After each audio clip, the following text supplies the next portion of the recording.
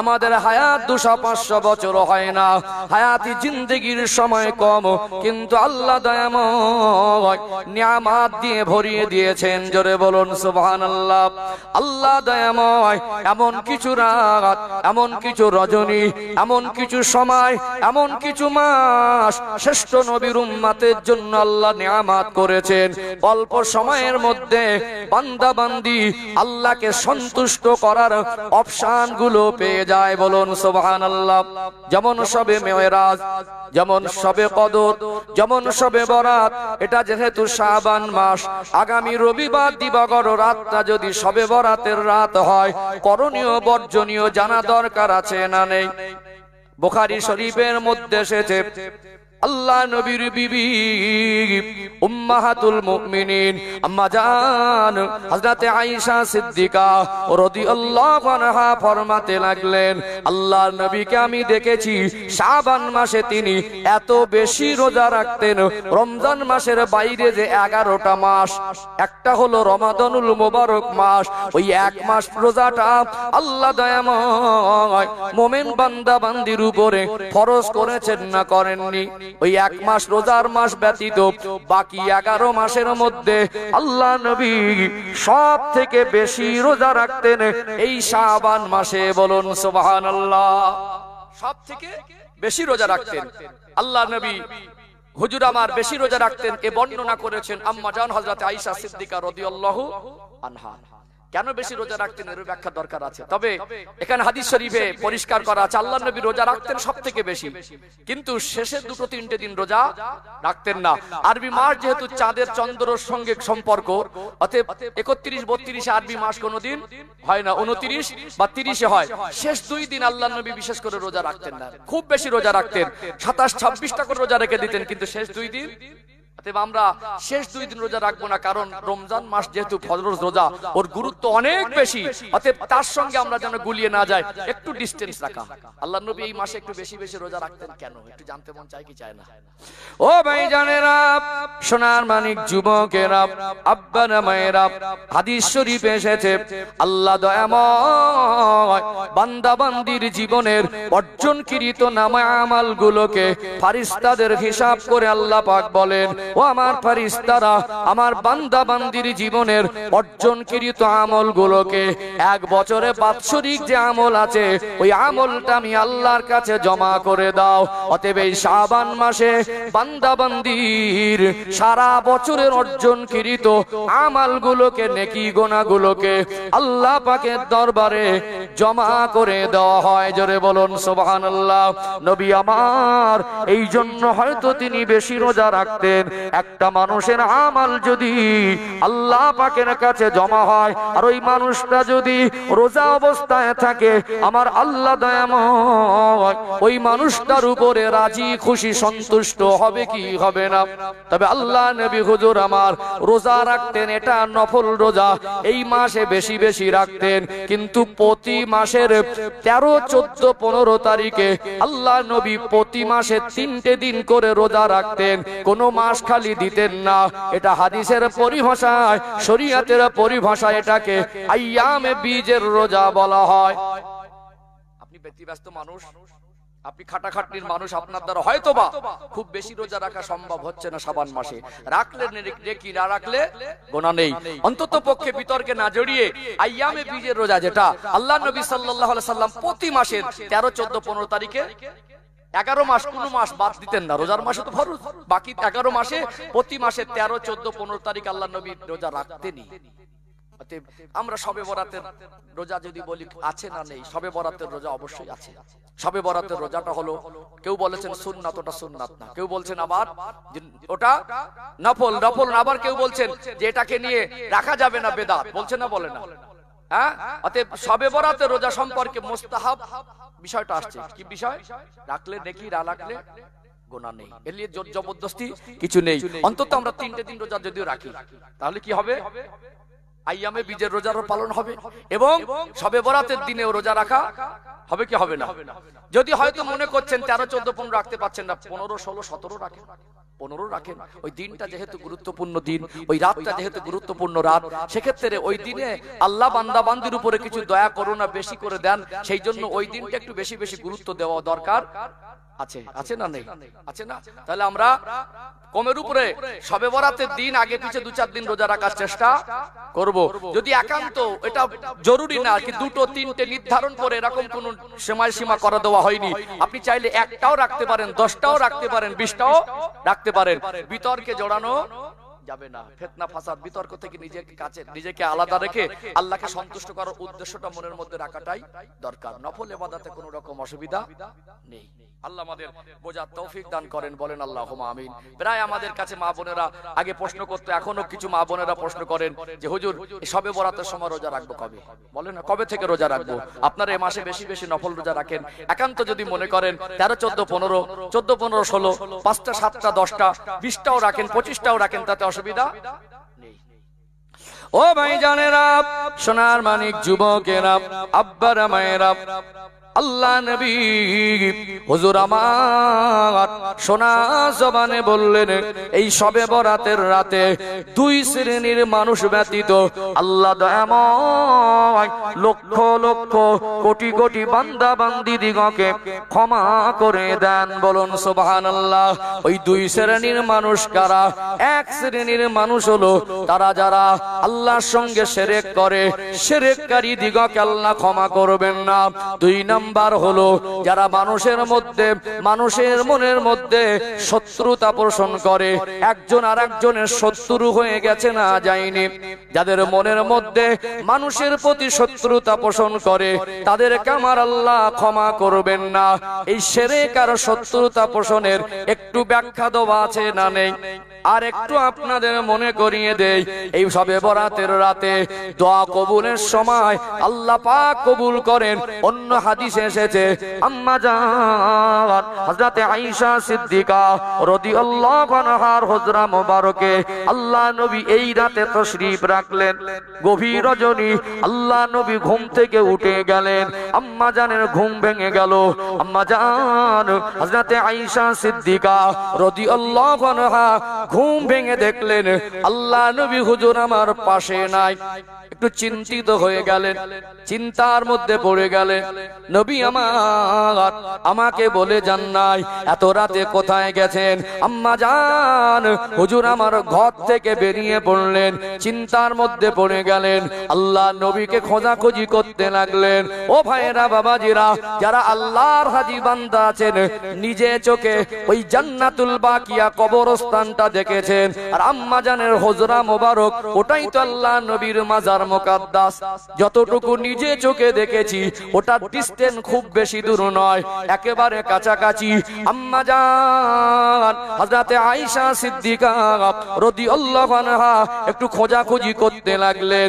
আল্লাহ নবীকে দেখতে পেলেন জান্নাতুল বাকিয়া কবরস্থানে দাঁড়িয়ে দাঁড়িয়ে আল্লাহর নবী হুজুর আমার কবর জিয়ারত করছেন। বলুন সুবহানাল্লাহ। আমাদের যারা বুজুর্গ, আমাদের যারা কাবীর, আমাদের মাথার মনি আমিরুশ শরিয়াত কুতুবুল আলম মুজাদ্দিদুজ জামান হযরত দাদা হুজুর পীর কেবলার ভক্ত মুরিদদেরকে তিনি এই শিক্ষা দিয়ে গেছেন, তার বাবা মায়ের কবর জিয়ারত করবে, তার স্ত্রীর কবর জিয়ারত করবে, দাদু দাদিমা আত্মীয় বংশধরের কবর জিয়ারত করবে। অতএব কবর জিয়ারত করা জায়েজ আছে না নেই? কবরবাসীর জন্য আল্লাহ পাকের কাছে মাগফিরাত চাওয়া দরকার আছে না নেই? কবরবাসীর জন্য কিছু তাদের সাদকায়ে জারিয়া হিসাবে তাজাত নাজাতের জন্য কিছু করা দরকার আছে না নেই? ও ভাইরা বাবাজিরা, আল্লাহ নবী হুজুর আমার এই শবে বরাতের রাতে কবর জিয়ারত করেছেন।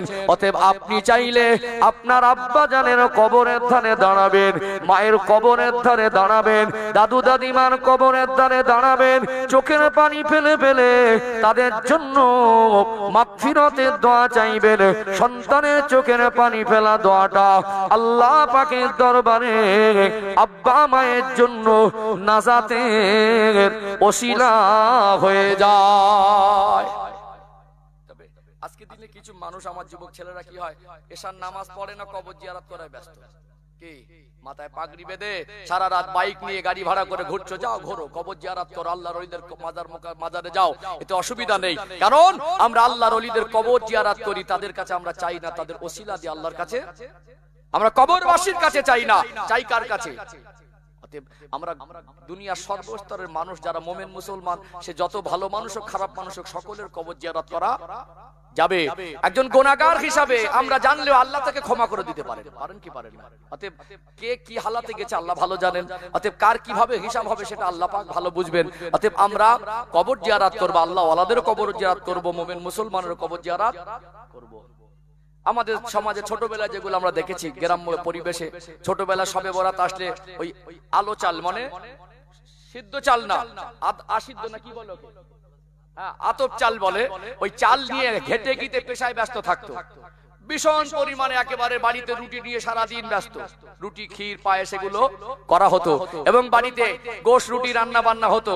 এত বেশি চাপাচাপি করে খেলো, শরীরটা ক্লান্ত, গিয়ে শুয়ে পড়লো, আর আমল করা সারাদিন রুটিতে ব্যস্ত। এইবারে বাড়ি বাড়ি বিলি করলো, সন্ধ্যাবেলা গিয়ে দেখছে মাটা ক্লান্ত, কোরআন তেলাওয়াত করতে আর মন সারাদিন রোজা রেখে ব্যতিব্যস্ত। অতএব হালাল জিনিস, প্রত্যেকটা হালাল জিনিস হালাল, ঠিক গো, হালাল জিনিসকে হারাম বলা যায় না। তবে শবে বরাতকে সামনে রেখে অতিরঞ্জিত বাড়াবাড়ি এমন কিছু করা উচিত নয় যার কারণে আমাদের আমলে ঘাটতি এসে যায়, যার কারণে আমাদের আমলের মধ্যে আমাদের শরীরের কমজোরি দেখা দেয়, আমল করতে গিয়ে আমরা ক্লান্ত হয়ে যাই। এরকম কিছু করা অতিরঞ্জিত ঠিক নয়, এগুলো বর্জন করাও ভালো। এগুলো বিতর্কিত জিনিস, কেউ হয়তো বলে দেবে না জায়েজ, আমি হয়তো বলে দেবো না জায়েজ, এটা বিতর্ক হবে। তবে এমন কিছু করবেন না, আমি হারাম জিনিস হারাম বলবো, হালাল জিনিস হালাল বলবো। এখানে আমি এইটুকু বলবো, শবে বরাতকে উদ্দেশ্য করে অতিরিক্ত বাড়াবাড়ি করা আমাদের মূল উদ্দেশ্য আমরা আল্লাহকে খুশি করব এবং দোয়া কবুলের রাত, ক্ষমা পাওয়ার রাত। বলুন সুবহানাল্লাহ।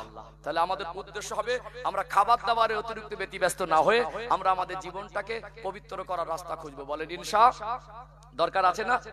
ভীষণ পরিমাণে হালুয়া রুটি, আগের দিনে কিছু মানুষের ভিতরে এরকম খারাপ চিন্তাধারা ছিল, ওই একেবারে প্রথম পায়েস আর রুটি নিয়ে অন্ধকারে ঘরের মধ্যে দিয়ে দিত।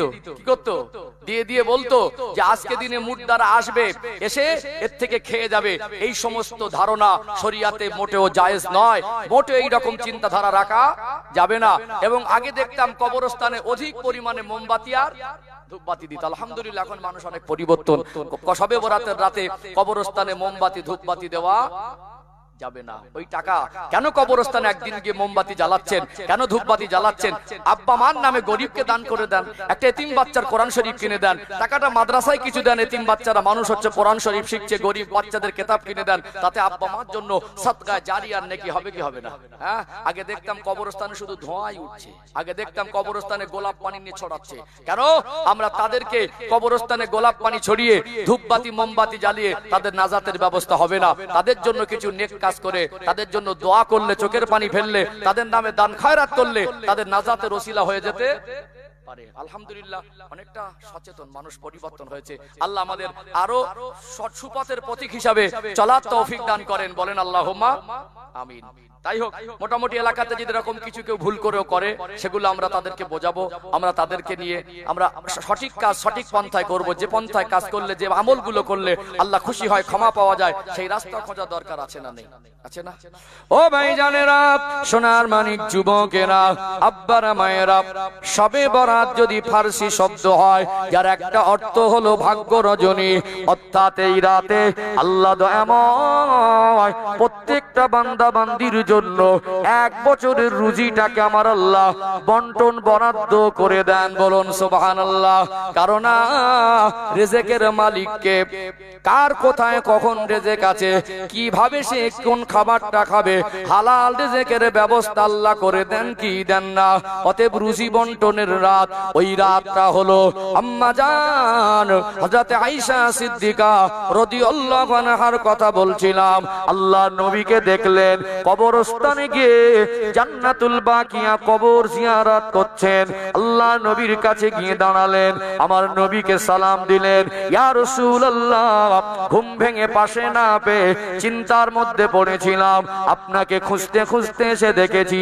আল্লাহ নবীকে বললেন, ইয়া রাসূলুল্লাহ, আপনার মহব্বতে আমি এই পর্যন্ত চলে এসেছি। আল্লাহ নবী বললেন, আয়েশা, তুমি কি জানো না এটা কোন রাত? এটা হলো সেই রাত লাইলাতুন নিসফি মিন শাবান, এটা হলো শাবানের 15 তারিখের রাত। আল্লাহ পাক এই রাতে 5 শ্রেণীর মানুষ ব্যতীত, আমার আল্লাহ 5 শ্রেণীর মানুষ ব্যতীত লক্ষ লক্ষ কোটি কোটি মুমিন মুসলমান দিগকে ক্ষমা করে দেন। বলুন সুবহানাল্লাহ। এর মধ্যে এক শ্রেণী হলো যারা হলো দুনিয়াতে শিরক করে, 2 নম্বরে হাদিস শরীফে হলো যারা হিংসা বিদ্বেষ রাখে, 3 নাম্বার হলো যারা ঘুষখোর, 4 নাম্বার হলো যারা সুদখোর, 5 নাম্বার হলো যারা মদখোর। আবার অন্য হাদিসে এসেছে যারা বাবা মার অবাধ্য সন্তান, তাদেরও তো আল্লাহর কাছে কবুল হবে না। তবে ওই বান্দা বান্দি যদি তওবায়ে নাসুহা করে, আল্লাহ জীবনে আর এমন গুনাহ করব না।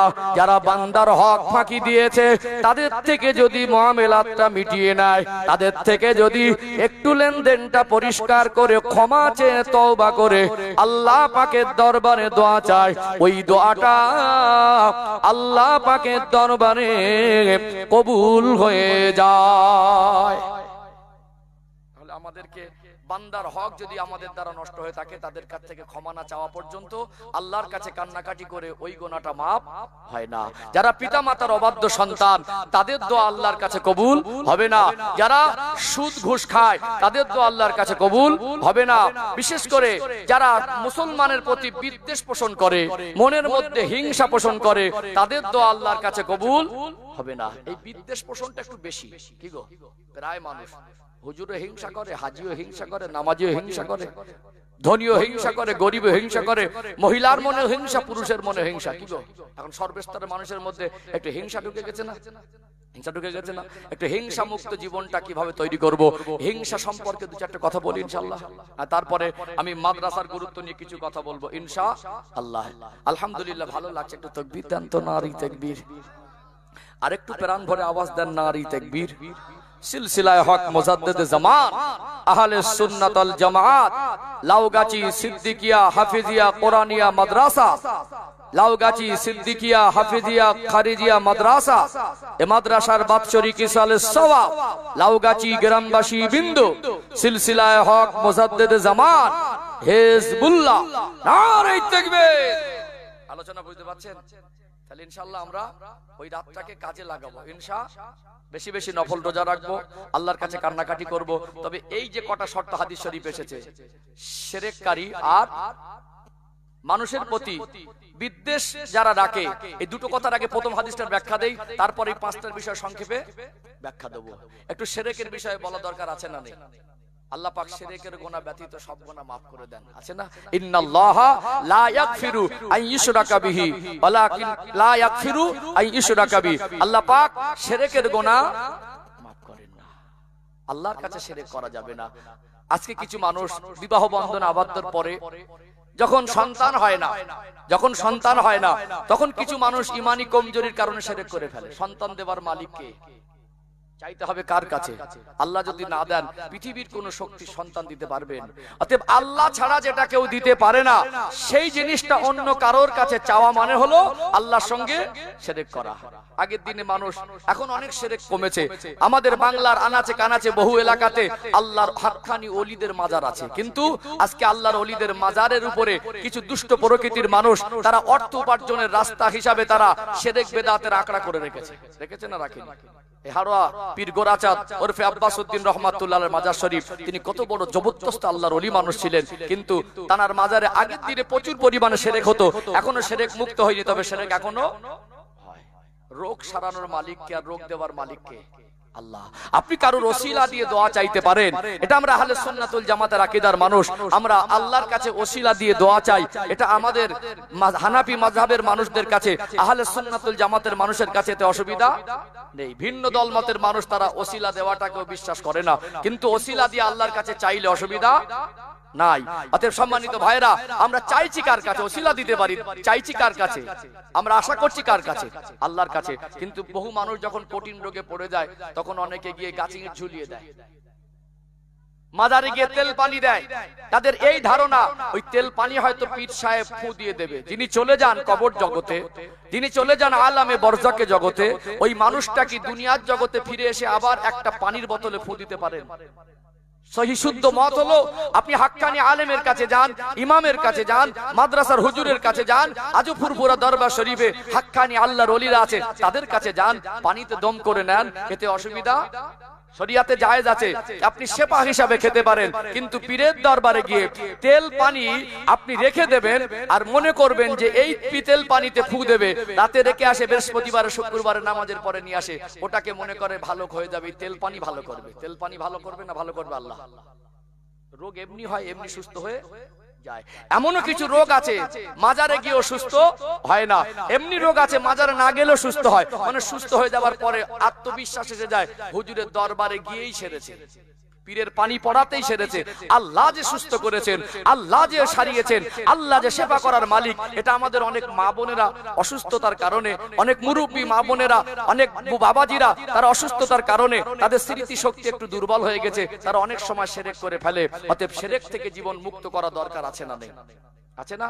আমাদের পরিবার, আত্মীয়, কাছের মানুষ এরকম যদি কেউ শিরক করে, আমরা তাদেরকে বুঝিয়ে আমরা শিরক মুক্ত জীবনে তারা যাতে থাকে, ঈমান যাতে নিখুঁত আর সলিড থাকে, সে দায়িত্ব আমাদের সকলের পালন করতে হবে কি হবে না?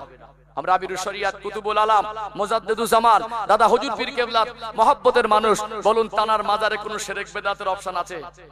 একটা ধূপবাতি নেই, একটা মোমবাতি নেই, ওখানে কোনো মহিলা প্রবেশের এন্ট্রি নেই, ওখানে কেউ সেজদাও করে না, ওখানে কেউ মাথা নত করে না, ওখানে কোনো রকম শিরক বেদাতের সামান্য জাররা কোনো চিহ্ন নেই, ওখানে মাজারে কোনো ফুল চাদরের কোনো ব্যাপার নেই।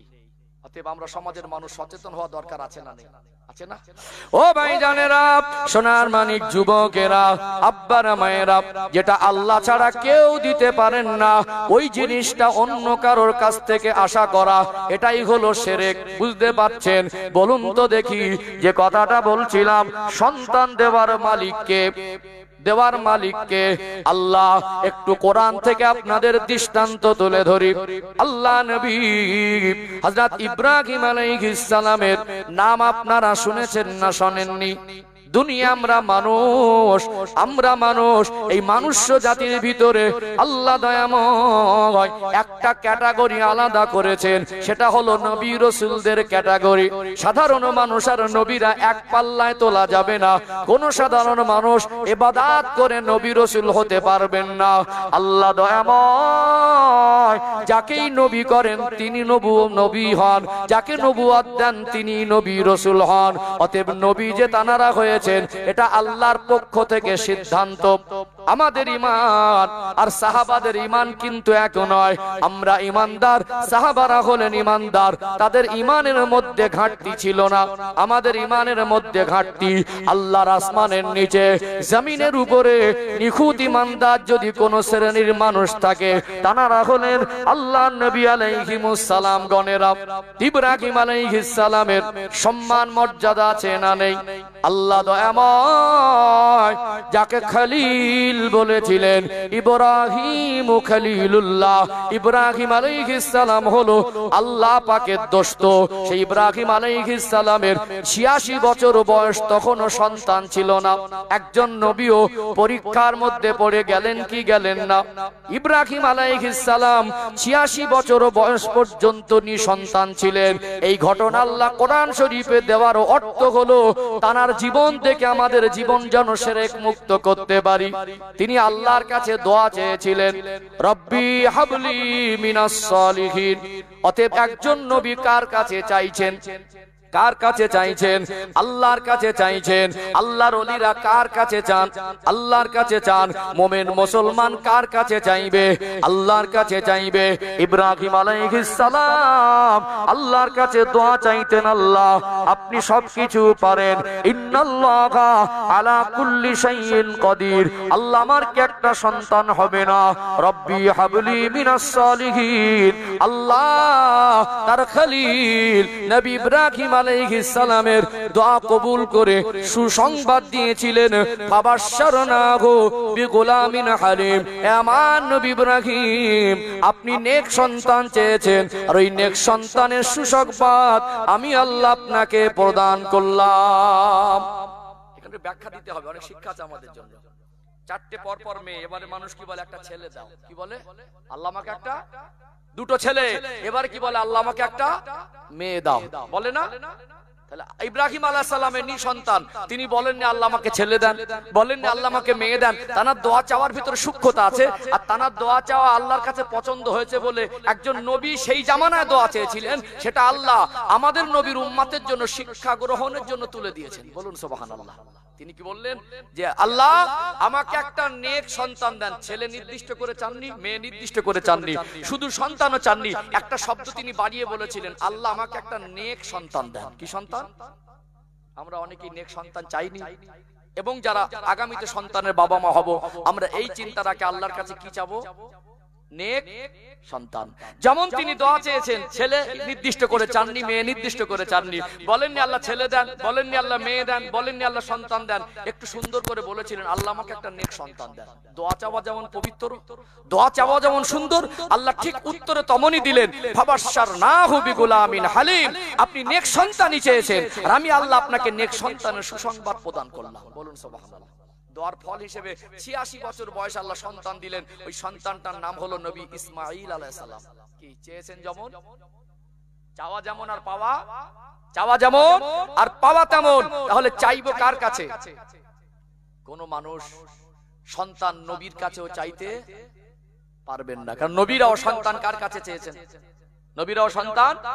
অতএব একজন নবীর মাজারে গিয়ে ডাইরেক্টলি নবীকে বলা যাবে না যে আপনি আমাদের নবী, আপনি সন্তান দেন। কি নবীর ওসিলা দিয়ে দোয়া চান, আল্লাহ আপনার পিয়ার হাবিবকে আপনি বেশি ভালোবাসেন, আল্লাহ আমার হাবিব আমার নবীর ওসিলা করে আল্লাহ এটা আমাকে আপনি, এটা আপনাকে আমাকে আপনি দেন। অতএব যে জিনিসটা আল্লাহ ছাড়া কেউ দিতে পারেন না, ওটা দুনিয়ার কোন শক্তির কাছে চাওয়া যাবে না। যদি চান সেটা শিরক হয়ে যাবে। আজকে দিনে সমাজের কিছু খারাপই এই পয়েন্টে তুলে ধরা দরকার আছে। আছে না? পরপর 3টে মেয়ে, যার পেট থেকে 3টে মেয়ে হয়েছে, ওই মেয়ের মাটা সংসার করা কঠিন হচ্ছে না সহজ হচ্ছে? মানুষ এত নির্বোধ, মানুষ এত অপদার্থ, মানুষ এত বড় নাদান, মানুষ এত নিচে নেমে গেছে। একটা মেয়ের পরপর 3টে মেয়ে হয়েছে বলে ওই মেয়েটা শ্বশুর বাড়ি সব মানুষ তার বিরুদ্ধে চলে গেছে। করছে না? ঘটে না? স্বামী তাকে ভক্তি করে না, ননদ একটু ইনজেকশন দেয়, এই ভাবির পেট থেকে শুধুই মেয়ে হয়। শাশুড়ি একটু ফুলে যায়, মেয়েটার পরপর 2টো মেয়ে আশা করেছিল বাজি দেখ ছেলে হয়। আবার একটা মেয়ে হয়েছে, বাপের বাড়ি আছে, সে ছেলেটা তার স্ত্রীকে বাচ্চাকে দেখতে যাচ্ছে না, শ্বশুর বাড়ি থেকে কেউ যাচ্ছে না। কত বড় অপদার্থ নাদান, কত বড় নির্বোধ আজ মানুষ, কত নিচু চিন্তাধারা। একটা মেয়ের পেট থেকে যদি আল্লাহ, একটা মায়ের পেট থেকে যদি পরপর 3টে মেয়ে দেয়, এতে কি ওই মেয়ের যাররা কোনো দোষ দেওয়া যাবে? যাবে? যাবে না। বহু মেয়েরা এর জন্য সংসারটুকু নষ্ট হয়ে যাচ্ছে, যাচ্ছে না? সমাজের কাছে, এদের শ্বশুর বাড়ির সব মানুষের কাছে এর অবহেলার পাত্র হয়ে রয়েছে। স্বামীর কাছ থেকে ভক্তি উঠে গেছে, স্বামী আবার দ্বিতীয় বিবাহ করেছে। অতএব এইটুকু ইমানের ঘাটতি যে মেয়ে সন্তান হওয়ার মূলে এই মেয়েটা যাররা দায়ী নয়, আল্লাহ আমাকেই ভালোবেসে মেয়ে সন্তান দিচ্ছেন। মানুষ কত বড় নির্বোধ, একটা মানুষকে দায়ী করছে মেয়ে সন্তান হওয়ার পিছনে। এটা কিন্তু একটা চরম অন্যায়, একটা মারাত্মক খারাপ জিনিস। ঘটছে না? ঘটে না? ঘটছে না? ঘটে না? আমি তাদের পরিবর্তনের জন্য একটা রাস্তা বলে দেই। একটা মানুষ তার কোটি কোটি টাকা, 2-10 বিঘে নয় 2-4 হাজার বিঘে যদি জমি থাকে, কোটি কোটি টাকা থাকে, বিল্ডিং, ফ্ল্যাট, বালাখানা, হীরা, মুক্তা, মতি, অনেক দামি ফ্ল্যাট, অনেক উন্নত আসবাব যদি থাকে, কোনো অভাব নেই, বিবাহ করেছে 15 বছর, একটাও সন্তান হয় না, ডক্টরের কাছে চিকিৎসা করেছে, কিন্তু দেওয়ার মালিক আল্লাহ। কিন্তু তারপরে ওকে সন্তান আল্লাহ এখনো পর্যন্ত দেন নাই, আল্লাহ এখনো পর্যন্ত। আচ্ছা বলুন, যে মানুষটা 15 বছর ধরে বিবাহ করার পরেও সন্তান হয় নাই, বহু চেষ্টা করেছে, আল্লাহর কাছে কান্নাকাটি করেছে, ওর কাছে কি ডিমান্ড থাকে ছেলে বা মেয়ে? কি বলে? আজান হচ্ছে না?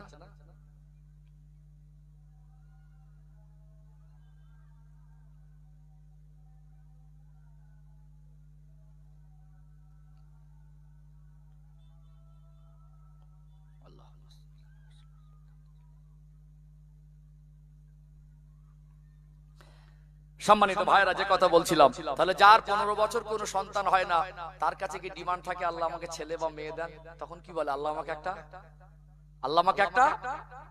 তার ডিমান্ড থাকে? যার হয় না সন্তান 15 বছর ধরে, কোনো অভাব নেই, একটা সন্তানের অভাব, তার কাছে জিজ্ঞেস করুন, তার আর কোনো ডিমান্ড থাকে না। আল্লাহ আপনাকে দিয়েছে তো, আল্লাহ যাকে ইচ্ছা করেন তাকে মেয়ে দেন, যাকে ইচ্ছা করেন আল্লাহ তাকে ছেলে সন্তান দেন, যাকে ইচ্ছা করে উভয় মিলিয়ে দেন, যাকে ইচ্ছা করেন তাকে নিঃসন্তান করে রাখেন। এই সন্তান হয় না বলে সন্তানকে কেন্দ্র করে আমাদের জীবনে অনেক কঠিন কঠিন সমস্যা আমরা পড়ে যাই, আমরা কঠিন কঠিন গুনার কাজেও নেমে যাই। আমরা একটা পর্যায়ে কিছু মানুষ আছে, এক শ্রেণীর মানুষ, তারা শিরকেও লিপ্ত হয়ে যায়। অতএব শবে বরাতের রাত দোয়া কবুলের রাত, যারা আল্লাহর সঙ্গে শিরক করে, যে জিনিসগুলো আল্লাহ ব্যতীত কারোর দেওয়ার ক্ষমতা নেই, ওই জিনিসগুলো অন্যর কাছে চায়, এটাকেই শিরক বলে। আর এই শিরককারীকে আল্লাহ পাক ক্ষমা করবেন না। শিরককারীকে, মুশরিক দিগকে আল্লাহ পাক শবে বরাতের রাতে দোয়া চাইলেও মাফ করবেন না। আল্লাহ আমাদের শিরক মুক্ত জীবন দান করেন, বলেন আল্লাহুম্মা আমিন। আর একটা হলো মানুষের প্রতি বিদ্বেষ রাখা, আছে না? এই হাদিসটা ব্যাখ্যা দেই, বাকি 5টা সংক্ষেপে দেবো ইনশাআল্লাহ। একটু তাকবীর দেন, নারে তাকবীর। আলোচনা বুঝতে পাচ্ছেন? কষ্ট পাচ্ছেন নাকি? এই কথাগুলো সমাজের মানুষের কাছে পৌঁছে দেওয়া দরকার আছে। বহু মায়েরা খুব পেরেশানিতে আছে, শ্বশুর বাড়ি মেয়ে হচ্ছে বলে তার শ্বশুর বাড়ির তার প্রতি কারোর ভক্তি নেই, সংসার করা মুশকিল হয়ে যাচ্ছে। এই জন্য এগুলো মানুষকে বোঝানো দরকার আছে। ওই মেয়েটার প্রতি অবিচার করা আল্লাহর কাছে সবকটা দায়ী হবে, আল্লাহর কাছে সবকটা দায়ী হবে। ও ভাইজানেরা, সোনার মানিক যুবকেরা, আব্বারা মায়েরা, আজ আমরা মুসলমান, গাড়ি বাড়ির উন্নতি করেছি, জামা কাপড়ের উন্নতি হয়েছে, মনে রাখবেন আমরা আমাদের মনুষ্যত্বের উন্নতি করতে পারি নাই। এই শবে বরাতের রাত হাদিস শরীফে এসেছে দোয়া কবুলের রাত। আল্লাহ দয়াময় বান্দা বান্দির দোয়া কবুল করে থাকেন, কিন্তু দুই শ্রেণীর মানুষের দোয়া কবুল করেন না। এক শ্রেণী হলো শিরককারী যারা মুশরিক, আর এক শ্রেণী হলো যারা অন্তরের মধ্যে বিদ্বেষ রাখে, মুসলমানের প্রতি বিদ্বেষ রাখে। এরকম চিন্তা ভাবনার মানুষ আছে না নেই? আছে না নেই? সমাজের চিত্র দেখবেন, অনেক বন্ধু বান্ধবের সঙ্গে খুব গভীর সম্পর্ক, এর ফ্যামিলি ওর বাড়িতে যায়, ওর ফ্যামিলি এর বাড়িতে আসে, অনুষ্ঠানে একে অপরের দাওয়াত করে, অনেক সময় টাকা পয়সা লেনদেন করে, বিপদে পড়লে রাতের রাতগুলো হসপিটালে বন্ধুর জন্য কাটিয়ে দেয়, আবার এ বিপদে পড়লে বন্ধুর জন্য কাটিয়ে দেয়। 10 বছর 20 বছরের সম্পর্ক, 5 বছর 7 বছরের সম্পর্ক, কত মধুর সম্পর্ক ছিল, একে অপরের প্রশংসা করত, এও বলতো আমার বন্ধু ভালো, ও বলতো আমার বন্ধু ভালো। হঠাৎ ভুল বোঝাবুঝিতে ঝগড়া হয়ে যাবার কারণে যে বন্ধু এত ভালো ছিল তারই বদনাম করে কি করে না? একটা মানুষের আছে না, যখন সম্পর্ক ছিল তখন বলতো খুব ভালো, আর হঠাৎ ঝগড়া হয়ে গেল, তার নামে যত বদনাম সব গুছিয়ে গুছিয়ে বলে, বলে কি বলে না? তাহলে এতই যদি খারাপ ছিল এতদিন বন্ধুত্ব রাখলে? কিছু মানুষের বদ অভ্যাস, কিছু মানুষের খারাপ অভ্যাস, তারা কি করে? মানুষ মৌতের বিছানায় থাকলেও তাদেরকে ছেড়ে কথা বলে না। সমাজে কিছু মানুষ আছে, এদের অন্তরটা এত হিংস্র, এদের ভিতরে মনুষ্যত্বটা এতটাই খারাপ হয়ে গেছে। একটা মানুষ তার যদি তার সঙ্গে কোন রকম শত্রুতা থাকে, ওই মানুষটা যখন ইন্তেকালের আগে অসুস্থ হয়ে যায়, বিছানা শয্যা হয়ে যায়, ওই অসুস্থ মানুষটাকে দেখে দেখে অসুস্থতার খবর শুনে হাসে আর তার নামে বদনাম করে। বলতে বলতে বলেই ফেলে ওই মানুষটা অসুস্থ হয়েছে, ওর সঙ্গে শত্রুতা রয়েছে বলে এ বলতে বলতে বলেই ফেলে আল্লাহ বিচার করছে, বলে কি বলে না? মনে রাখবেন আল্লাহ দয়াময়, আল্লাহ সৃষ্টির ভিতরে আল্লাহ আমার নবীকে রাহমাতাল লিল আলামিনকে আল্লাহ সবথেকে বেশি ভালোবাসেন। আল্লাহ সৃষ্টির মধ্যে আল্লাহ দয়াময় যাকে শ্রেষ্ঠ করেছিলেন আমার নবীর ওসিলায় আল্লাহ কুল কায়নাত সৃষ্টি করেছেন। সেই নবী আমার ইন্তেকালের আগে অসুস্থ হয়ে গিয়েছিলেন না, জান নাই? আল্লাহর ভালোবাসার মধ্যে এত ভালোবাসা অন্য মখলুক কাউকে ভালোবাসেন না। আমার আল্লাহর কাছে আমার নবীর থেকে এত পেয়ারা এত আপন আল্লাহ সৃষ্টির ভিতরে কেউ নাই। তথাপিও নবী আমার এত বেশি অসুস্থ হয়ে গিয়েছিলেন, 3 দিন প্লাস তিনি নামাজে ইমামতি করতে যেতে পারেন নাই। কিতাবের বর্ণনায় লেখা হলো আল্লাহ নবীর ওফাতের আগে 17 ওয়াক্তের নামাজে তিনি ইমামতি করতে পারেন নাই, বিছানা সজ্জা হয়ে গিয়েছিলেন।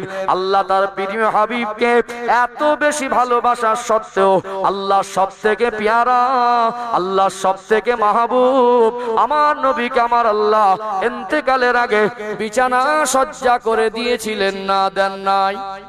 মন্তব্য করা যাবে? ঈমান চলে যাবে? কি মন্তব্য করা যাবে? নবীকে আল্লাহ কেন রোগ দিয়েছিলেন মন্তব্য করতে পারবেন? তাহলে আমরা আমাদের গ্রামে কারোর সঙ্গে শত্রুতা, বেচারা যদি একটু রোগে পড়ে মুসকে মুসকে হাসে, দেখেছিস আল্লাহর নাকি বিচার নেই। তার মানে এর যুক্তি হলো কেউ যদি বিপদে পড়ে, রোগে পড়ে, বিমারে পড়ে, মুসিবতে পড়ে, এর সঙ্গে শত্রুতা থাকলে আল্লাহর বিচার। আল্লাহ কিছু মানুষকে মউত দেন, পড়ে আর মরে। পেশাব করে পানি নিয়েছিল কিনা খবর নেই, তওবা করার সময় পেয়েছে কিনা খবর নেই, কলেমাটুকু নসিব হয়েছে কিনা সেই খবরটুকু নেই। কথা ঠিক না বেঠিক?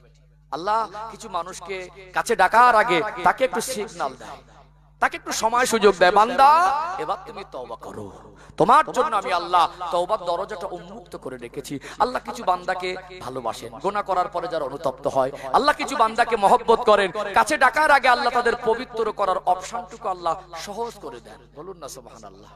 একটা মানুষ যদি এরকম চিন্তাধারা তার মধ্যে আসে, সেই মানুষটা যদি বুঝতে পারে আমার এমন রোগ হয়েছে, আমি আর আল্লাহ যতদিন ডাকবেন ডাকবেন, আমার বেশি দিন হয়তো আর থাকা হবে না, ওই মানুষটার মনের মধ্যে আর দুনিয়াদারির চিন্তা বেশি থাকবে?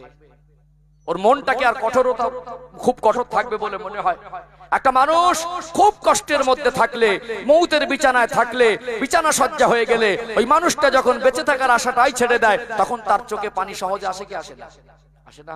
আল্লাহর কাছে তওবা করার সুযোগ পায়, আল্লাহর কাছে কান্নাকাটি করার সুযোগ পায়, আল্লাহর কাছে ক্ষমা চাওয়ার সুযোগ পায়, সব সময় নিজেকে মৌতের জন্য প্রস্তুত করে রাখে। আল্লাহ হয়তো তাকে ভালোবেসে তাকে কাছের করে নেওয়ার আগে তার জীবনটা পবিত্র করার জন্য, জান্নাতের হকদার করার জন্য আল্লাহ তাকে একটু বিছানা সজ্জা করে দিয়েছে। এখানে আল্লাহ তাকে ভালোবেসে রোগ দিয়েছেন। কিছু কিছু মানুষের মৌতের আগে অসুস্থতা, এটা আল্লাহর পক্ষ থেকে ভালোবাসা অথবা নিয়ামত স্বরূপ আসে, কিন্তু আমরা সেটাকে মন্তব্য করে ফেলি আল্লাহর বিচার হচ্ছে। আমার মরণ কিভাবে হবে আমি জানি? কি গো, আমার মরণ কখন হবে আমি জানি, আপনার মরণ কিভাবে হবে আপনি জানেন। তাহলে আল্লাহর কাছে দোয়া করি সব সময়, আল্লাহ আমাদের মরণটুকু ঈমান হালাতে দেন, আল্লাহ আমাদের মরণের সময় ঈমানের কলেমাটুকু নসিব করে দেন, ঈমান আমলের সঙ্গে আল্লাহ বাকি জীবন অতিবাহিত করার তৌফিক দান করেন, বলেন আল্লাহুম্মা আমিন। কিছু মানুষের চিন্তাধারা এত জঘন্য, একটা মানুষ মৌতের বিছানায়, তারপরে আমরা আমাদের থেকে তারা নিরাপদ না। চেহারা ভালো, জামা কাপড় ভালো, বাড়ি করেছে ভালো, আপনার ওই দেখে আল্লাহ বিচার করেন না, আপনার মনুষ্যত্বটা আল্লাহ দেখে, আপনার মনটাকে আল্লাহ দেখে। আল্লাহ নবী সাহাবী হযরত বেলাল রাদিয়াল্লাহু আনহু, তিনি খুব দেখতে সুন্দর মানুষ ছিলেন না, তার চেহারার গেলেস খুব চকচকে ঝকঝকে ছিল না, হাড়ির তলার থেকে কালো। কি গো, হাবশী দেশের মানুষ, আল্লাহর কাবা ঘরে গেলে কত দেশের মানুষ দেখা যায়, কত রকম চেহারার মানুষ দেখা যায়। তার চেহারা ভালো ছিল না, কিন্তু তার জীবনটা এত পবিত্র ছিল, তার অন্তরে এত নবীর ভালোবাসা ছিল, তার অন্তরটা মনুষ্যত্বর এত পবিত্র ছিল। তিনি জমিনে হাঁটতেন, নবী বলেছেন আমি বেলালের পায়ের আওয়াজ আল্লাহর জান্নাতে শুনতে পেয়েছি। বলুন সুবহানাল্লাহ। আর আমরা মরে যাচ্ছি, তা সোজা হয়নি। একটা মানুষ মৌতের বিছানায়, তাকে দেখতে যাওয়া উচিত ছিল, তার জন্য দোয়া করা উচিত ছিল, তার পাশে গিয়ে সান্ত্বনা দেওয়া উচিত ছিল। আমরা সেখানে চার দোকানে বসে বলে দেখেছি আল্লাহর নাকি বিচার নেই, মালটার এইবারে জব্দ হয়েছে। তাহলে আমাদের কত জঘন্য চিন্তাধারা। একটা মানুষ মৌতের বিছানায় পড়েও মানুষের দ্বারা নিরাপদ। এই যে মানুষের প্রতি শত্রুতা রাখা, একটা মানুষ চলে যাওয়ার মুহূর্তে তার প্রতি তো শত্রুতা পোষণ করা, এসবে বরাতে রাতে দোয়া করলে আল্লাহ কবুল করবে? ভিতরটা নরম না শক্ত? হিংস্র না? এই হিংস্র মনোভাবকে আল্লাহ পছন্দ করেন না, এই খারাপি চিন্তাধারাকে আল্লাহ পছন্দ করেন না। যার অন্তরে মানুষের প্রতি বিদ্বেষ রাখে, অন্তরে মানুষের প্রতি শত্রুতা রাখে, ওই অন্তরটা আল্লাহর কাছে প্রিয় নয়। ও ভাইজানেরা, সোনার মানিক যুবকেরা, আব্বারা মায়েরা, প্রসঙ্গ এসেছে একটু আপনাদের মনে করিয়ে দেই। নবী আমার সাহাবাদের নিয়ে বসে আছেন। আল্লাহর নবী একজন সাহাবীকে জান্নাতি বলে ঘোষণা করে দিলেন।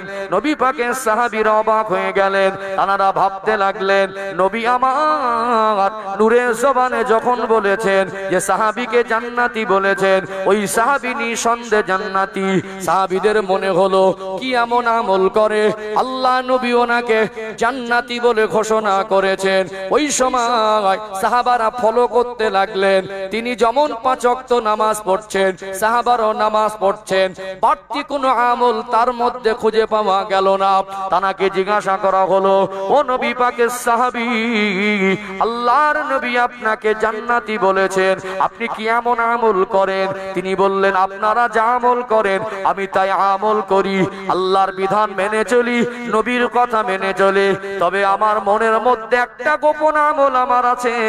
আমি যখন সারাদিন পরে বিছানায় চলে যাই, আমি যখন ঘুমাবার জন্য প্রস্তুত হই, যদি আমার আল্লাহ হায়াতে রাখেন তো সকাল, না হলে আজ রাতটা শেষ রাত। অতএব আমাকে যারা কষ্ট দিয়েছে আমি আল্লাহ তাদেরকে ক্ষমা করে দিয়েছি।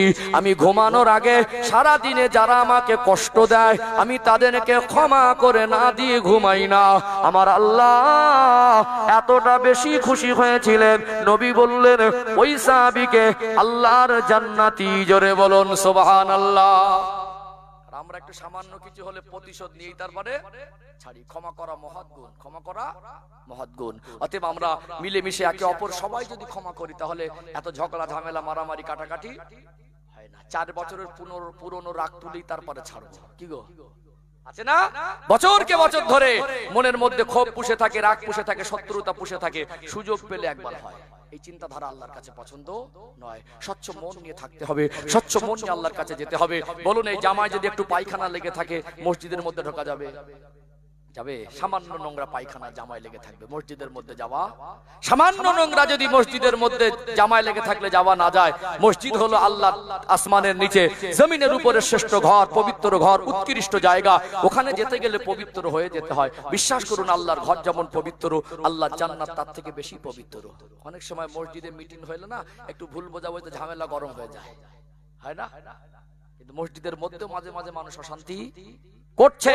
আল্লাহ জান্নাতে ঝগড়া নেই, মারামারি নেই, হিংসা নেই, কাটাকাটি নেই, বিদ্বেষ নেই, কোন রকম কষ্টদায়ক কোনো জায়গা নেই, পেশাব পায়খানার অপশনও নেই। বান্দার চির শান্তির জন্য যা কিছু দরকার আল্লাহ সব কিছু মজুদ রেখেছেন। সেই জান্নাতে যেতে গেলে পবিত্র চরিত্র, পবিত্র মনুষ্যত্ব, পবিত্র অন্তর, পবিত্র জীবন নিয়ে যেতে হয়। আল্লাহই জন্য বলেছেন, ওয়ালা তামুতুন্না ইল্লা ওয়া আনতুম মুসলিমুন। বান্দা বান্দি মরতে যদি হয় পবিত্র জীবন না করে, পরিপূর্ণ মুসলমান না হয়ে মৃত্যুবরণ করো না। তোমার কাপড় নামক কাপড়টা পরার আগে, খাটিয়া নামক গাড়িতে উঠবার আগে তুমি তোমার জীবনটা পবিত্র করে নেবে। আমি আল্লাহ মরণের পরে তোমার জন্য শান্তির জায়গা আলা ইল্লিন, কবরের জগৎ বারজাকি জীবন, তোমার কবরটাকে জান্নাতের টুকরা করে দেব। বিচার ব্যবস্থার মাধ্যম থেকে আমি আল্লাহ চির শান্তির জায়গা তোমার জান্নাত নসিব করে দেব। বলুন সুবহানাল্লাহ। কিন্তু আমরা বেই বাড়ি যাওয়ার সময় সাজবো, আগের দিন চুল দাড়ি ভালো করে সেভ করে, শ্বশুর বাড়ি যাওয়ার সময় সাজবো, বিয়ে বাড়ি যাওয়ার সময় সাজসজ্জা করি, কুটুম বাড়ি যাওয়ার সময় সাজসজ্জা করি। কিন্তু বিশ্বাস করুন, আমরা আমাদের জান্নাতের মেহমান হব, কাফনের কাপড়টা পরবো, খাটিয়া নামক গাড়িতে উঠবো, কবর নামক জায়গায় গিয়ে শান্তি পাবো। তার জন্য আমাদের কোনো সাজসজ্জা নেই। আল্লাহ একটু স্মরণ করিয়ে দিলেন, ওয়ালা তামুতুন্না ইল্লা ওয়া আনতুম মুসলিমুন। বান্দা, তোরা কি মরবি না? যদি মনে করিস মরতেই হবে, তোরা যদি মরবি, ওয়ালা তামুতুন্না, মরতে যদি হয় পরিপূর্ণ মুসলমান না হয়ে, পরিপূর্ণ মুসলমান হতে গেলে নিজের মনুষ্যত্বটাকে পরিবর্তন আর পবিত্র করা দরকার, আছে না নেই? আছে। অতএব শবে বরাতের এতটা বরকতময় রাত, যে রাতে বান্দা বান্দিকে আল্লাহ কোটি কোটি বান্দা বান্দিকে ক্ষমা করেন। কিন্তু যার অন্তর আর মনুষ্যত্বটা অপবিত্র, যার অন্তরে মানুষের প্রতি হিংসা বিদ্বেষ আছে, তাদেরকে আল্লাহ ক্ষমা করবেন না। সময় অনুপাতে কিছু কথা বলছে, অসুবিধা মনে করছেন নাকি? রাগ করছেন? কথাগুলো বাস্তব বললাম না বাস্তব বললাম?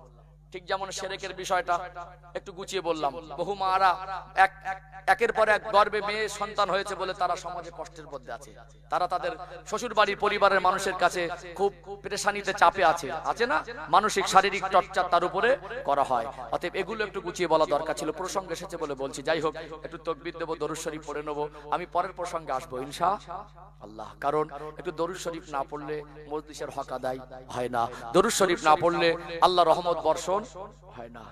আমি জানি মাগরিবের পরে গ্রাম বাংলা আমাদের সব এলাকায় জলসার পরিবেশ খুব একটা জাঁকজমক হয় না। তারপরেও আমার সময় কমের কারণ অন্য জায়গায় চলে যাওয়ার ব্যস্ততার কারণে এই সময়টুকু ছাড়া আমার কোনো সময় ছিল না। আপনারা ভালোবেসে, আমার ভাইয়েরা ভালোবেসে বললেন এই সময়টুকু যদি থাকে ওটাই দেন। আলহামদুলিল্লাহ, চিন্তিত ছিলাম যে মানুষকে পাবো কিনা। আল্লাহর মেহেরবানি, আপনার আব্বারা, আমার ভাইয়েরা এসেছেন। যারা এসেছেন আল্লাহ সবাইকে কবুল করেন, বলেন আল্লাহুম্মা আমিন। কারণ আমি ভাবছিলাম ফাঁকা মাঠে অত করা কঠিন না, কিছু মানুষকে পেলে তবেই তো ভালো লাগবে। একটা চিন্তার মধ্যে ছিলাম মানুষকে পাবো কিনা। আলহামদুলিল্লাহ, আল্লাহ আপনাদের কবুল করেন, বলেন আল্লাহুম্মা আমিন। একটু তাকবীর দেন তো, নারে তাকবীর, মাশাআল্লাহ। আর একটু প্রাণ ভরে আওয়াজ দেন, নারে তাকবীর। সিলসিলায়ে হক মুজাদ্দিদে জামান আহলে সুন্নাত ওয়াল জামাত লাউগাছি গ্রামবাসী বিন্দু, লাউগাছি সিদ্দিকিয়া হাফেজিয়া খারিজিয়া মাদ্রাসা, এই মাদ্রাসার কমিটির সাহেবানগণ, মাদ্রাসার দাতাগণ, এই মাদ্রাসার দাতাগণ, লাউগাছি গ্রামবাসী বিন্দু, নারে তাকবীর। একবার মহব্বতে দরুদ শরীফ, আল্লাহুম্মা সাল্লি আলা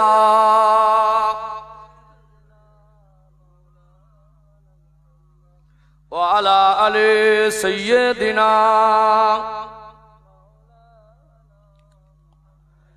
حب احمد اجلہی سینے میں ہے میں ہوں میرا دل مدینے میں ہے پھول تو پھول کاٹوں کیا حسن ہے لطف جنات سے بڑھ کر مدینے میں ہے اللہم صلی علی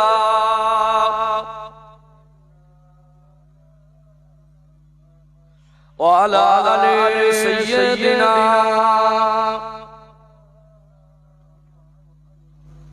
ان ہواؤں سے کہہ دو نہ آئے ادھر مجھ کو خوشبو کی کوئی ضرورت نہیں جن کے خوشبو سے مہکا سارا جہاں خوشبو نبی کے پسینے میں ہے اللہم صلی علی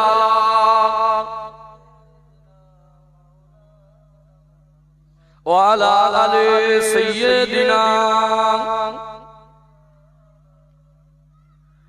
ان ہواؤں سے کہہ دو نہ آئے ادھر مجھ کو خوشبو کی کوئی ضرورت نہیں جن کے خوشبو سے مہکا سارا جہاں خوشبو مدینے میں موجود ہے اللہم صلی علی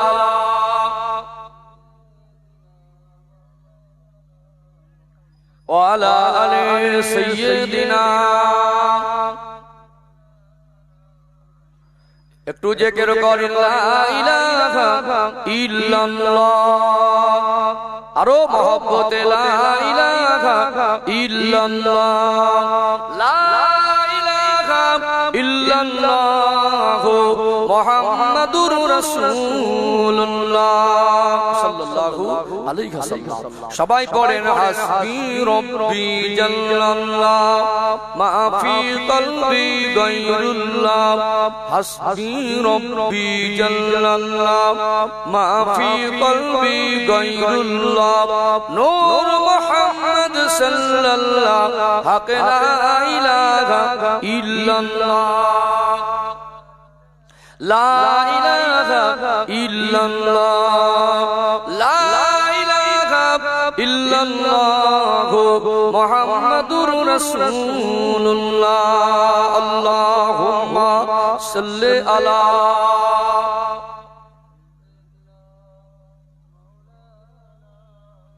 ওয়া আলা আলি সাইয়্যিদিনা।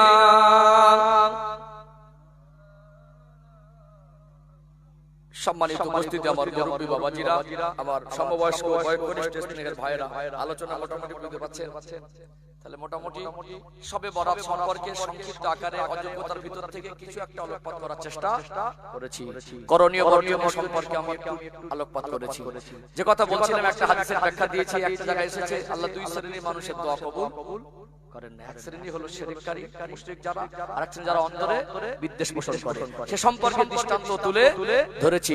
দ্বিতীয়, আল্লাহর নবী সাল্লাল্লাহু আলাইহি সাল্লাম আম্মা জান আয়েশা সিদ্দিকা রাদিয়াল্লাহু আনহাকে বর্ণনা করেছিলেন, এই রাতটা হলো শাবানের রাত, 15 তারিখে লাইলাতুল নিসফি মিন শাবান, 15 তারিখের রাত, এটা শবে বরাতের রাত, দোয়া কবুলের রাত। তিনি জান্নাতুল বাকিয়া কবরস্থান জিয়ারত করছিলেন। হাদিসটা বলছিলাম। এতে আল্লাহর নবী বলেছেন, পাঁচ শ্রেণীর মানুষ ব্যতীত সকলের দোয়া আল্লাহ কবুল করবেন। এক শ্রেণী হলো ওই কে, যারা মুশরিক এবং যারা পিতামাতার অবাধ্য, পিতামাতার অবাধ্য। এখন খুঁজলে ভরি ভরি পাওয়া যায়। ছেলেটা শ্বশুর বাড়ি গিয়ে খুব চাকচিক্য জামা পরে নম্র ভদ্র আচরণ করে, শাশুড়িকে বলে আম্মাজি ভালো আছে। শ্বশুর বাড়ির আশপাশের গ্রামের লোক মনে করে ওর জামাই তো ফারিস্তার মতো, ওটার বাইরের চরিত্র। মার আব্বা বলতো ভালো করে, মাকে ভালো করে মা বলে, আব্বার মুখের দিকে ভালো করে দেখে না, দেখে তো দেখে টেরা চোখে দেখে। আছে না? আছে না? সম্মানিত ভাইরা, যারা বাবা মার অবাধ্য সন্তান, যাদের আচরণে বাবা মা অসন্তুষ্ট, তাহাজ্জুদ পড়ে 50টা মসজিদ করে দিয়ে 50 কোটি টাকা দান করে, নামাজ পড়ে কপাল কালো করে 70 বার হাজরে আসওয়াদ পাথরে চুমা দিয়ে বাবা মার মনে কষ্ট দিয়ে আল্লাহ জান্নাতে যাওয়া সম্ভব নয়। একাধিক আয়াত আল্লাহ পাক পরিষ্কার করেছেন, সন্তানদিগকে সাবধান করেছেন। যেহেতু বাবা মার আলোচনায় গেলে, পিতামাতার হকের আলোচনায় গেলে অনেক লম্বা টাইম দরকার, আপনারা যথেষ্ট জানেন। জাস্ট একটু আমি আপনাদেরকে একটু টাচ দিয়ে যাচ্ছি। যারা পিতামাতার অবাধ্য সন্তান, তাদের উপর আল্লাহ এমনি সময়ে সন্তুষ্ট নন। ওই অবস্থায় তারা মারা গেলে তাদের ঠিকানা জাহান্নাম। এটা কোরআন এবং হাদিসের আলোকে একেবারে আয়নার মতো মানুষের কাছে পরিষ্কার। অতএব আপনি শবে বরাতের রাতে ক্ষমা প্রাপ্তদের অন্তর্ভুক্ত হতে পারি, তাহলে সন্তানদের মূল কাজ হলো বাবা মার কাছ থেকে ক্ষমা চেয়ে নেওয়া, বাবা মার কাছে গিয়ে নত হয়ে যাওয়া, বাবা মার কাছে গিয়ে মনের দুঃখ কষ্ট বেদনা যা দিয়েছি পা দুটো ঝরিয়ে ধরে ক্ষমা চেয়ে নেওয়া। 3 নাম্বার হলো যারা ঘুষ খায়। কি খায়? ঘুষ করে আজকে সমাজে প্রচুর। আজকে সমাজের মানুষের মনুষ্যত্বটা খারাপ হয়ে গেছে। কি হয়ে গেছে? আল্লাহর নবী সাল্লাল্লাহু আলাইহি সাল্লামের যে হাদিস আমি খুতবার ভিতরে পড়েছিলাম, আমি বলছিলাম না, আমি একটু বাদ রেখে দিচ্ছি, সাইডে পুরো সংগ্রহ আমি আনবো, বলছিলাম না। নবী বলেছেন, আকমালুল ঈমানা আহসানুহুম খুলুকা, তোমাদের মধ্যে ওই ব্যক্তি প্রকৃত ঈমানদার যার আখলাক চরিত্র ভালো। চরিত্র বলতে আমরা বাইরের চরিত্রটা বুঝি, কিন্তু প্রত্যেকটা মানুষের ভিতরে একটা চরিত্র থাকে, সেইটুকু আমরা মূল্যায়ন করি না। আজকে সমাজে যারা চাকরিজীবী, জিজ্ঞেস করবেন যোগ্যতায় চাকরি হয়নি, সব মাল দিতে হয়েছে। যারা ঘুষ খেয়েছে একটাও গরিব মানুষ নয়, সব ধনী মানুষটাই ঘুষখোর। কি একটা অসহায় মানুষ, সে চাকরির আশা করে যাচ্ছে, তাকে বলা হচ্ছে মাল দাও। সে জমি বিক্রি করে টাকা দিচ্ছে, কিন্তু তারপরে চাকরি হচ্ছে না। এক পর্যায়ে দেখা যাচ্ছে অসহায়ের কাছ থেকে পন্থাটা আলাদা, কিন্তু মাল চেয়ে নিচ্ছে, মানে গরিবের কাছ থেকে ধনীরা ভিক্ষা নিচ্ছে, গরিবের কাছ থেকে ধনীরা ভিক্ষা নিচ্ছে। এখন যার টাকা আছে ওই লোকটা সমাজে বাবু, তাকে বলবে স্যার ভালো আছে। আরে গরিব মানুষ সৎ হারাম হালাল বাদ বিচার করে, দুনিয়াতে বন্ধনের ব্যাংকের দ্বারস্থ হয় না, গ্রুপ লোনের প্রয়োজন মনে করে না, কারোর মাল চুরি করে না, ঘুষের টাকার প্রতি তার লোভ নেই, কোটিপতিকে দেখে তার হিংসা হয় না। ওই মানুষটা আল্লাহর উপরে সন্তুষ্ট থাকে, গরিবী জীবনে হালাল রুজি উপার্জন করে দিন যাপন করে। এমন কি লোকটা যদি ওই মানুষটা বাজার করতে গেছে, দোকানদার যদি 10 টাকা 20 টাকা 30 টাকা বেশি করে ফেরত দেয়, 50-100 টাকা ফেরত দেয়, একটু বেশি হয়, হিসাব ভুলিয়ে যায়, পাবো হয়তো 70 টাকা দিয়ে দেয় 170 টাকা, পাবো 2700, হয়তো 30 টাকা দিয়ে দেয় 2830 টাকা, এরকম হয় মাঝে মাঝে, হিসাব ভুলিয়ে যায়। এখন কিছু মানুষ এটাকে পেলে মনে করে কি জানেন, যে আমার একবার বিলি হবে। কিছু মানুষ মনে করে যাক সন্ধ্যাবেলা চা খরচাটা উঠেছে, কিছু মানুষ মনে করে যাক এই টাকাটা নিজের খাবার খাই, কিনে খেটে খেয়ে একটু আনন্দ ফুর্তি করে উড়িয়ে দেয়। আছে না? কিছু মানুষ আছে ওই টাকাটা ফেরত না দেওয়া পর্যন্ত ওর মনের অস্থিরতাটা কমে না। যারা গরিবের থেকে ভিক্ষা নেয়, এরা যদি এরকম টাকা পায় ফেরত দেবে। কি গো আবার কেউ কেউ আছে মোটা মাল খেয়ে অভ্যস্ত, হালকা পাতলা খায় না। আমি এলাকার নাম করছি না, আমি রাজনীতির নেতা না, আমি রাজনীতির বক্তব্য করি না, আমার পূর্বের বক্তব্য নেই, এখনো পাবেন না, ভবিষ্যতেও পাবেন না। আমি নীতি বিক্রি করে খাওয়া মানুষ। তারপরে বলি, কোন ব্যক্তি বা এলাকা মেনশন করে বলছি না। আজকে বিচারগুলো হচ্ছে সেও পয়সা কে, যার পয়সা আছে মাল খাইয়ে দিলে বিচারটা একটু হালকা হয়ে যাবে, আর যার পয়সা নেই সমাজে চারানা পয়সা দাম নেই। গরিব মানুষ বলে বাড়ির পাশের মানুষটাকে অবহেলা করে, অনুষ্ঠানে দাওয়াত করে না। একটা গরিব মানুষ যদি বলে ওকে চেনেন, আর আপনজন বললে ওই না চিনি না তো। মাল যদি একটু নামি দামি লোক হয়, টাকা পয়সা যদি বেশি থাকে, তাকে বলবে স্যার ভালো আছেন। ও যত বড় ঘুষখোর হোক, ও যদি নাম ধাম থাকে না, কোথাও বেড়াতে গিয়ে যদি জিজ্ঞাসা করে ভাই ওকে চেনেন, হ্যাঁ ও তো আমার বন্ধু হয়, ও তো আমার আত্মীয়। তাহলে আমরা হারাম করার পরিচয় বড় করে দেই, আমরা আল্লাহর প্রিয় বান্দাদের পরিচয়টুকু মানুষের কাছে চেপে দেই। কথা ঠিক না বেঠিক? গরিব বলে তারা আমন্ত্রণ থেকে বয়কট করে দেই, গরিব বলে তারা ভালো সৎ মানুষ, লোকের টাকা মেরে খায় না, তাদের সমাজে চারানা পয়সা দাম নেই। তো সমাজে যারা হারাম করে তাদেরকে আমরা বাবুর চোখে দেখি। এটা সমাজের মানুষের একটা মনসত্বের আক্রান্ত হয়ে যাওয়ার একটা আলামত। অতএব আল্লাহ আমাদের বোঝার মতো তৌফিক দান করেন, বলেন আল্লাহুম্মা আমিন। কথা রাখছেন নাকি? বাস্তব না বাস্তব? সমাজের গরিব মানুষদের চারানা পয়সা সব জায়গায় অযোগ্য ব্যক্তিরা রাজত্ব চালাচ্ছে। এমনকি খুব গরিব মানুষ দেখবেন অনেক অনেক দামি দামি জায়গায় মসজিদ মাদ্রাসা আছে না, শিক্ষিত কিন্তু লোকটার পয়সা নেই। শিক্ষিত কিন্তু লোকটার পয়সা নেই, লোকটা দিনদার পরেশগার কিন্তু লোকটার ও মসজিদ মাদ্রাসা কমিটিতে জায়গা পায়। এখন ওমাল হারাম করা হলো, টাকা আছে তো ওইতে ক্যাশিয়ার হবে, ওইতেই সেক্রেটারি হবে, ওইতে সভাপতি হবে, বিচার যত ঘোরায় সভাপতি। আমাদের সমাজের চিত্রই হয়ে গেছে, সৎ মানুষরা সমাজের মানুষের কাছে অবহেলার পাত্র হয়ে গেছে। অনেক জ্ঞানী গুণী শিক্ষিত নম্র ভদ্র ন্যায় নীতিবান মানুষ, তারা সমাজের মানুষের কাছে অবহেলার পাত্র। দুষ্টু, চিটিংবাজ, ধোঁকাবাজ, হারামখোর, সুদখোর, ঘুষখোর, তারা সমাজের নেতৃত্ব দিচ্ছে। আমি হুজুর বলতে গেলে আমার কথা কারো টক লাগবে, কারো ঝাল লাগবে, কারো তেতো লাগবে, কারো মিষ্টি লাগবে। কঠিন সময় আল্লাহ আমাদের বোঝার মতো তৌফিক দান করেন, বলেন আল্লাহুম্মা আমিন। খুব সাবধানে বলতে হয়, আবার মানুষ এখন গায়ে পেতে নেয় তো কঠিন লাগে। ওইজন্য সব কথা বলতে গেলে একটু সাবধানে বলতে, সব কথাগুলো সমাজে বলাও কঠিন হয়ে যাচ্ছে। কিন্তু ন্যায় কথাটা বলতে পিছু পা হলে হবে না। রাগ করছেন নাকি? কি মনে হচ্ছে আমি অবাস্তব বললাম? তাহলে আজকে দিনে যে কথা বলছিলাম, আমরা এই শবে বরাতের রাত, আগামী রবিবার দিবাগত রাত, আমরা আল্লাহর কাছে ক্ষমা পেতে গেলে আমাদের জীবনটাকে পবিত্র করতে হবে। আমরা গরিবদের প্রতি অন্য নজর রাখবো, আর দুনিয়ায় যারা টাকা আছে বলে হারামখোর হলে তাদের প্রতি সম্মানের নজর রাখবো। এই চিন্তাধারা, তাতে গরিবের প্রতি যে বিদ্বেষ পোষণ করা, হিংসুক মনোভাব রাখা, এইটুকু চিন্তা রাখলে মানুষের মধ্যে যদি মানুষের প্রতি হিংসা থাকে, তার তো আল্লাহর কাছে কবুল হবে না। একটা প্রসঙ্গ তুলে ধরে, একটা দৃষ্টান্ত তুলে ধরে আর আপনাদের কাছে মাদ্রাসার গুরুত্ব সম্পর্কে সংক্ষিপ্ত 2-5 মিনিট বলে আমি সমাপ্ত করবো ইনশাআল্লাহ। আচ্ছা বলো। আচ্ছা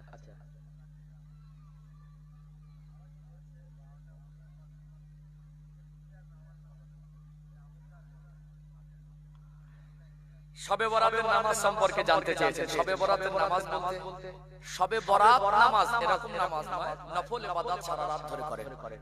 আপনি তাহাজ্জুদ পড়েন, ফজরের ওয়াক্ত আসার আগ পর্যন্ত তাহাজ্জুদের নামাজ পড়া যায়। আল্লাহ ওয়ালারা, প্রত্যেকটা আল্লাহর মাহবুব বান্দা যারা ছিলেন, আল্লাহর ওলিরা যারা ছিলেন, তাদের একটা মামুল ছিল, তারা শেষ রাত্রিতে উঠে যেতেন। ওই যে উঠে যেতেন আর ঘুমাতেন না, তাহাজ্জুদ পড়ে ফজর পর্যন্ত আমলের মধ্যে মশগুল থাকতেন।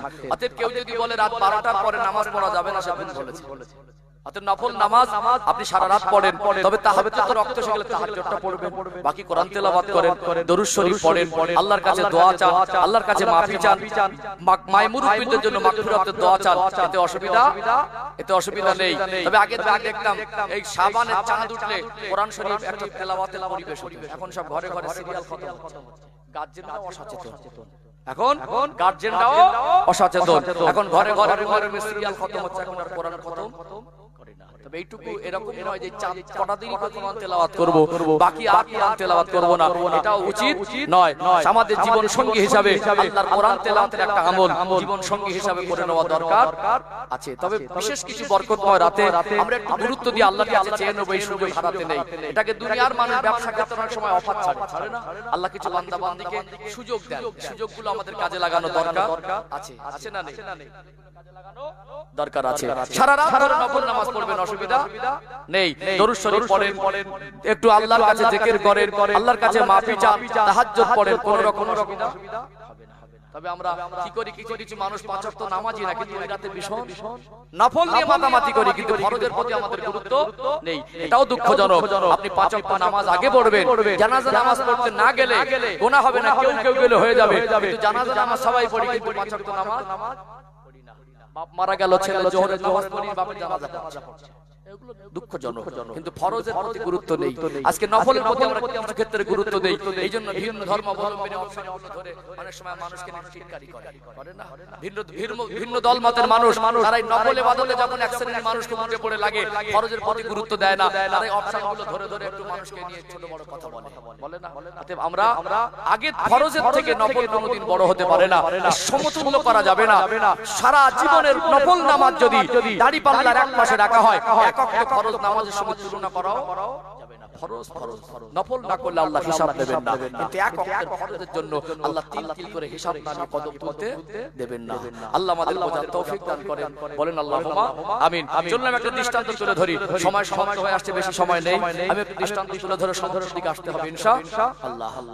ও ভাই জানেরা, সোনার মানিক যুবকেরা, আব্বারা মায়েরা, মানুষের মনে কষ্ট দেওয়া কত মারাত্মক গুনাহ, আর মানুষের মুখে হাসি ফোটানো কত দামি আমল, একটু জানানো দরকার আছে না নেই? আল্লাহ নবী হুজুর আমার আম্মা জান হযরত আয়েশা সিদ্দিকা রাদিয়াল্লাহু আনহার ঘরে গেলেন। ও বিবি আয়েশা, ঘরে খাবার কি আছে?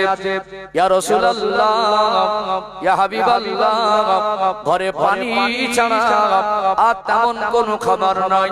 আল্লাহ নবী সান্ত্বনা দিতেন, ও বিবি আয়েশা, তুমি যে আমার ঘরে স্ত্রী হিসাবে এসে তুমি যে এত কষ্ট দিন অতিবাহিত করো, দুনিয়ার ভোগ বিলাসের জীবন, উন্নত মানের খাবার, দামি দামি জামা কাপড় তোমায় দিতে পারি না, এতে তুমি কি খুব দুঃখ কষ্ট করো?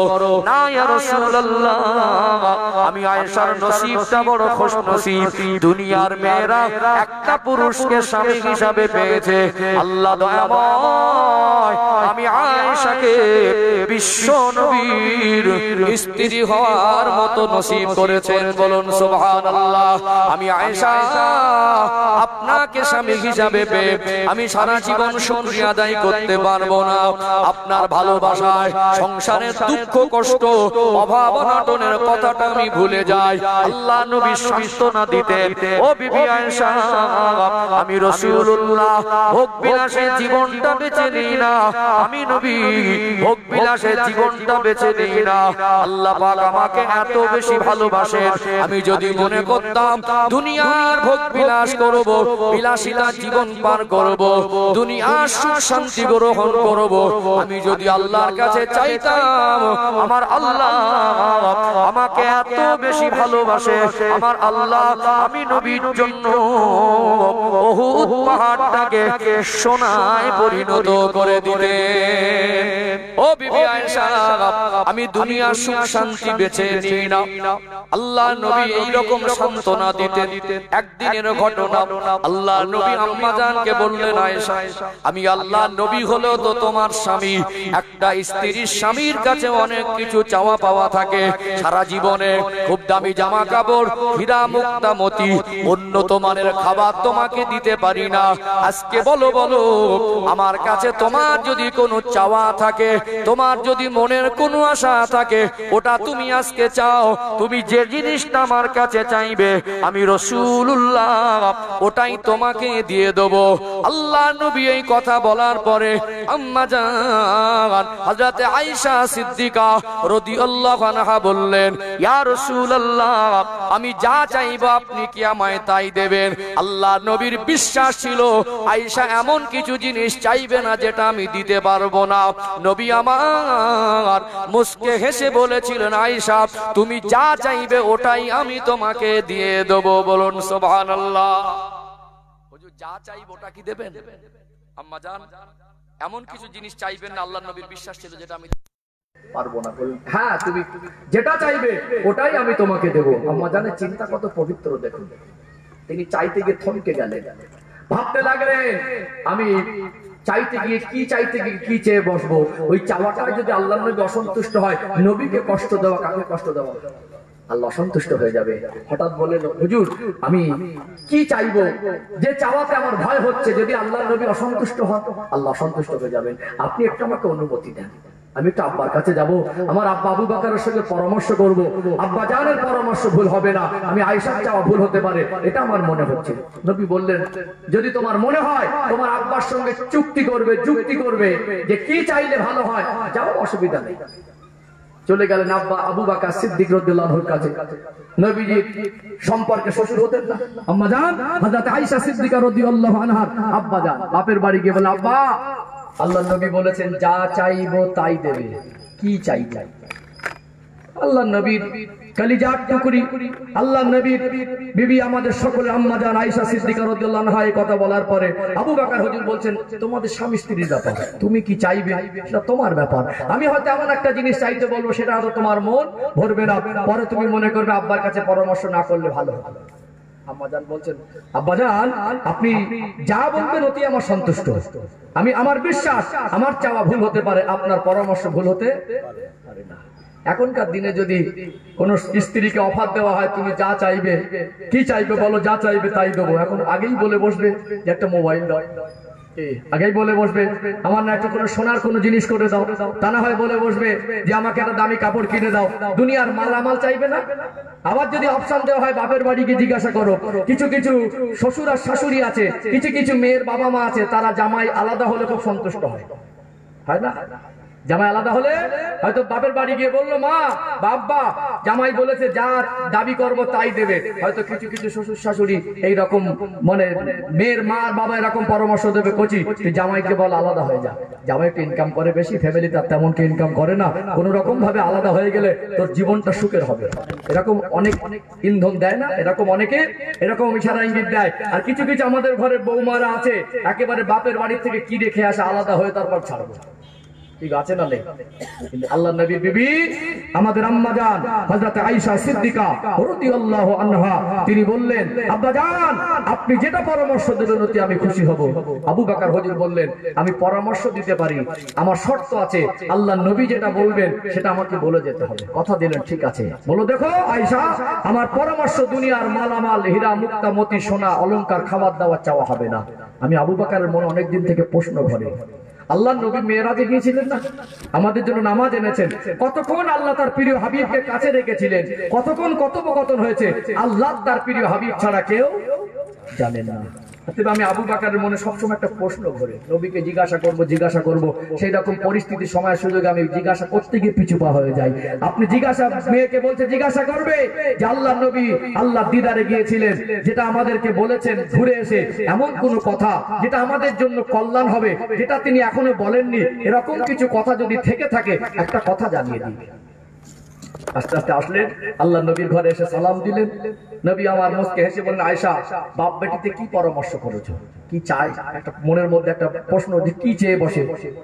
ও ভাই জানেরা, সোনার মানিক যুবকেরা, আব্বারা মায়েরা, এই কথা বলার সাথে সাথে আম্মা জান হযরত আয়েশা সিদ্দিকা রাদিয়াল্লাহু আনহা বললেন, ইয়া রাসূলুল্লাহ, ইয়া হাবিবাল্লাহ, আমি আজকে এমন জিনিস চাইবো, দুনিয়ার সোনা দানা, দুনিয়ার টাকা পয়সা, দুনিয়ার মালামাল চাইবো না। আল্লাহ আপনাকে ভালোবেসে আল্লাহর দরবারের মেহমান করেছিলেন, আপনি মেরাজে গিয়েছিলেন, আমাদের কাছে অনেক কিছু শুনিয়েছেন, তবে আমার আব্বার মনে বড় প্রশ্ন, আল্লাহর কাছে কতক্ষণ ছিলেন? আল্লাহ তার প্রিয় হাবিব ছাড়া কেউ জানেন না। এমন কোন কথা যদি থেকে থাকে যেটা আমাদের জন্য কল্যাণ, যেটা আমাদের